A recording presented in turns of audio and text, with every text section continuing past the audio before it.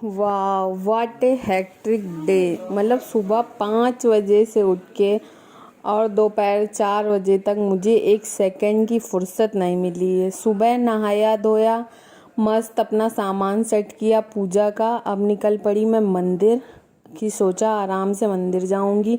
जबकि सुबह 5 बजे उठी, झाड़ू पोछा सब कुछ किया क्योंकि आज ललिता आंटी नहीं आने वाली थी।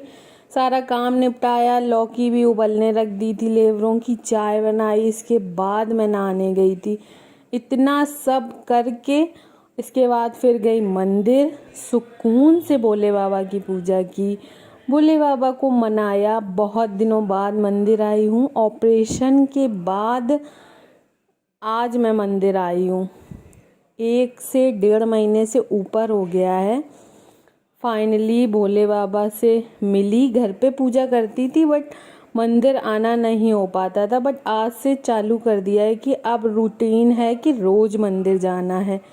घर वापस आई, फिर मम्मी की घर की पूजा में हेल्प की, उनको सारा सामान दिया, भगवान जी को नहलाया, सिंदूर लगाया और सब चीज़ें की। और मम्मी ने तब तक भगवान जी को नहला दिया था, फिर मैंने उनको कपड़े दे दिए भगवान जी के। और अभी वो जल लेने गई हैं, तब तक मैंने सोचा लाओ मैं सिंदूर लगा देती हूँ भगवान जी को। दिया रेडी कर दिया, धीरे धीरे सारा काम कर दिया। इसके बाद मेरे माइंड में चल भी रहा था कि मुझे भी बहुत सारा काम करना है क्योंकि मैं अकेले हूँ। नीतू दीदी मुंबई गए हैं पूजा दीदी के यहाँ पे। शिवम भैया आपने मेरे मिनी व्लॉग में देखा ही होगा कि वो लोग मुंबई गए हुए हैं। और अभी यहाँ मेरी मम्मी से बहस हो रही थी थोड़ी सी पूजा को लेके, बट इट्स ओके। फिर किचन में आई, अपनी लौकी चेक की कि पक गई है या नहीं। अब इसको ठंडा होने रख दिया एक साइड में।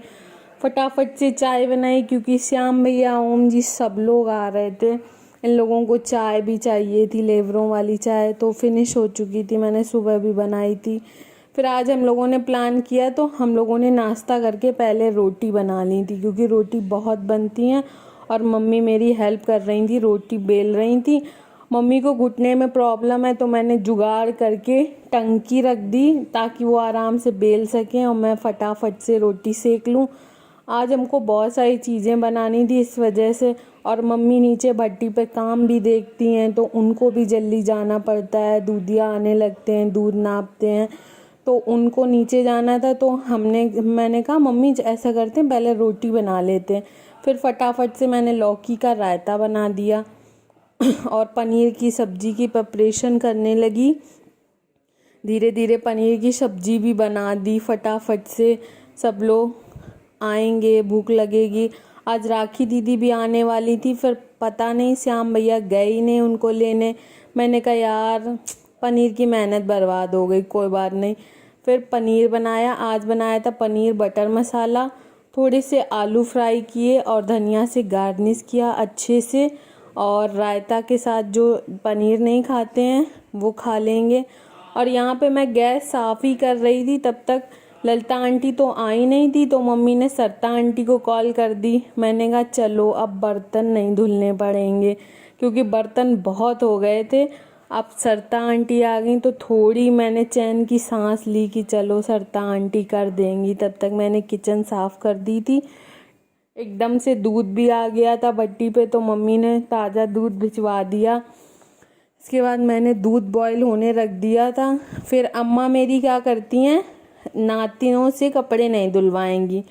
सो साड़ी में वो साबुन लगा के रख देंगी। उनको चाहे जितना मना करो कि अम्मा ना धुलो मैं धुल दूंगी, पर नहीं, तो पानी से वो नहीं निचोड़ पाती हैं। अब बूढ़ी हो गई हैं, बात नहीं मानेंगी, पाप लग जाएगा, जानते तो हो ही आप सब लोग।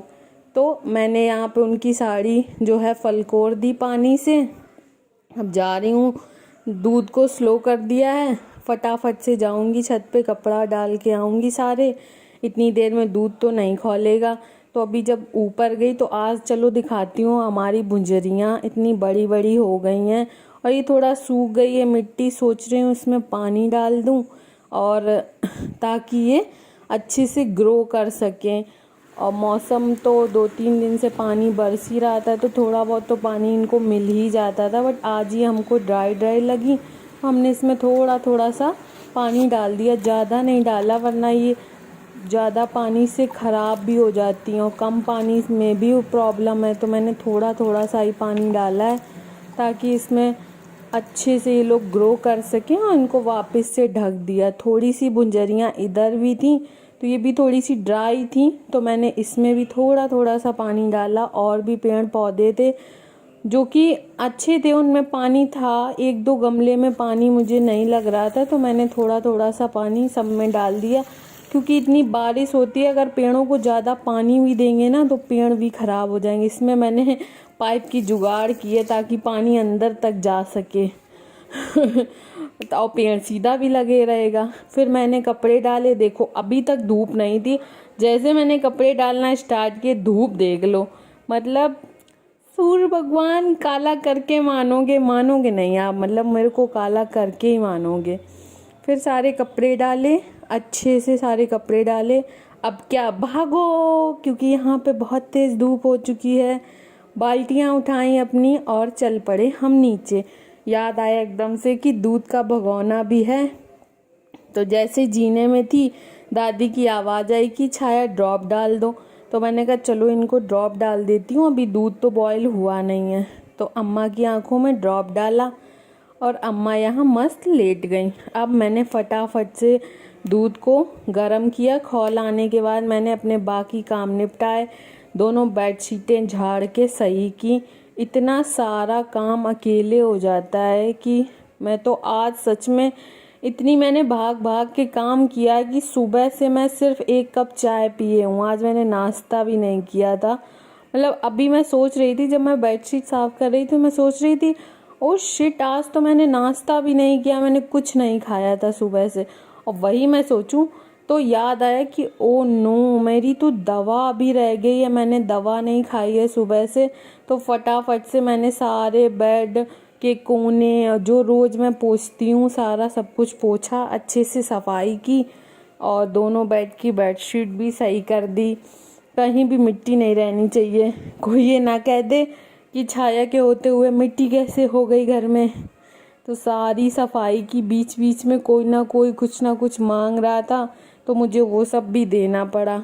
तो भूख तो लगी थी पर इतनी थक गई थी ना, तो सोचा लाओ बाल ही सुखा लूँ। आज गलती से मैंने बाल धुल लिए, मुझे नहीं पता था आज एकादशी है, बाद में पता चला।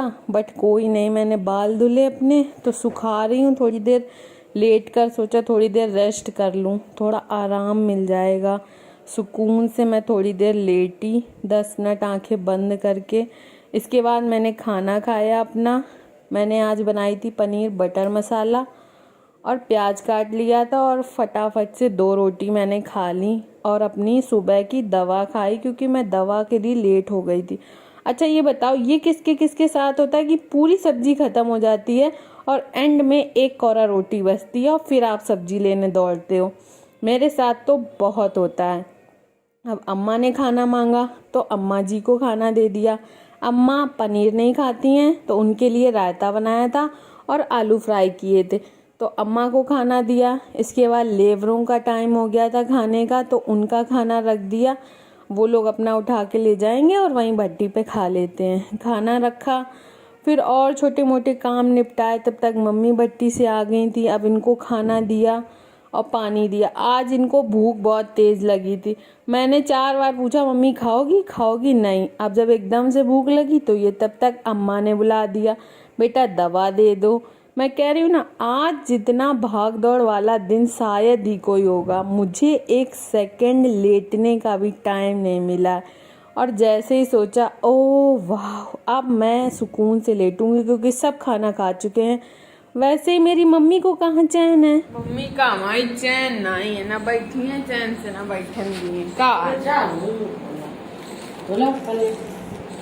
ले मम्मी से एक पन्नी नहीं खुल रही थी और एंड में पता चला वो पन्नी थी नहीं, वो सिंगल ख़राब पन्नी थी। फिर मम्मी यहाँ सबका खोया पैक कर रही थी तो मैंने भी हेल्प की, बोली ऐसा करो ये पन्नी यहाँ रखाओ वो पन्नी वहाँ रखाओ, यही सब मुझसे करवाती रही। फिर थोड़ा सा खोया भी मुझसे बोली आओ खोया तुम तौलो आके, खोया उधर रखा है। तो मैंने सब बहुत जल्दी जल्दी सब कुछ किया, हेल्प की इनकी।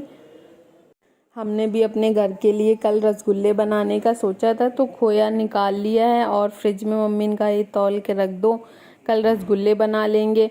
इस बार तो कोई है ही नहीं, शिवम भैया भी नहीं है, नीतू दीदी भी नहीं है, ये दोनों मीठा बहुत खाते हैं और दोनों ही लोग आज गायब हैं इस बार तो फेस्टिवल से। फिर तब तक सरता आंटी ने बोला मेरे को खाना दे दो, तो इनको भी खाना परस दिया।